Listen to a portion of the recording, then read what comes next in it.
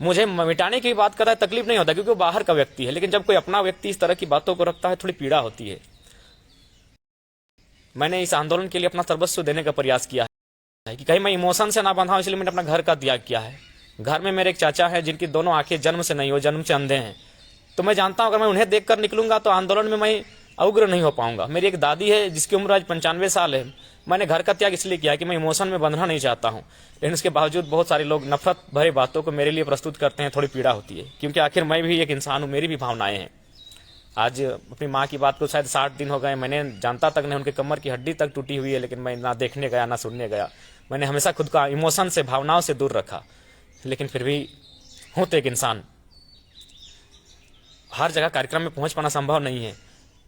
एक दिन में अगर 4 कार्यक्रम होते हैं तो मैं कहीं एक और जगह जाता हूं, लेकिन जहां नहीं जाता हूं वहां के लड़के अब स्टेटमेंट लिखने लगे हैं, भीड़ का फोटो लगाकर। पहले उन्हें धन्यवाद देना चाहिए था उन लोगों का जिनके माध्यम से लोग जुट रहे हैं, लेकिन वे उनको धन्यवाद नहीं दे रहे हैं, उसमें मेरे लिए नफरत प्रस्तुत कर रहे हैं कि इस आंदोलन में अब किसी चेहरे की जरूरत नहीं। अरे भैया, आप साफ साफ मेरा ही नाम उस चेहरा जगह लिख दीजिए ना, कहाँ हम बुरा मानने वाले हैं।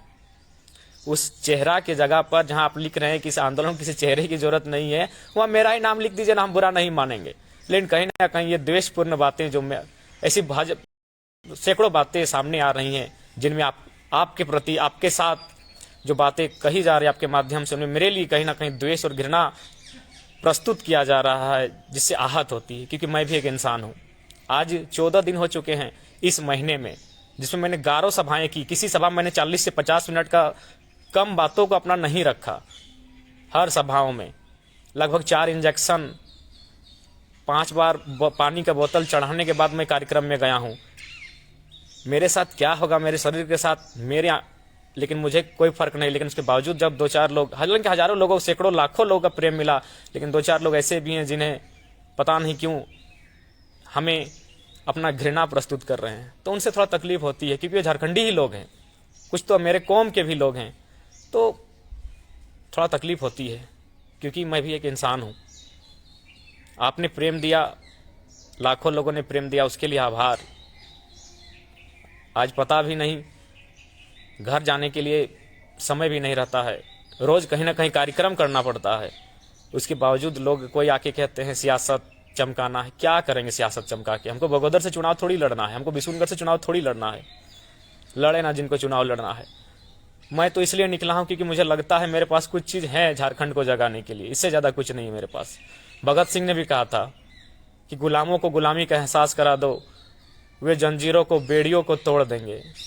विवेकानंद ने कहा था भूखों को भूख का एहसास करा दो, वे सिंहासन को निगल देंगे। तो मैंने बस लोगों को एहसास कराने का काम किया है, इससे ज्यादा कुछ नहीं किया है। मैंने जगाने का काम किया है, अभी सबका योगदान है, इससे ज्यादा मैं स्वयं स्वीकारता हूं कि मैं एक छोटा सा सिपाही हूं। फिर आप लोगों के कहे बातें के अनुसार आप मेरे बारे में नफरत बरसते हैं तो थोड़ा दिक्कत होता है।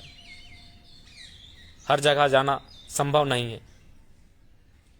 मैं जहां नहीं जा पाता हूं वहां के लोग तरह तरह की बातें करने लगते हैं। क्या पॉसिबल है? हम भी एक इंसान हैं।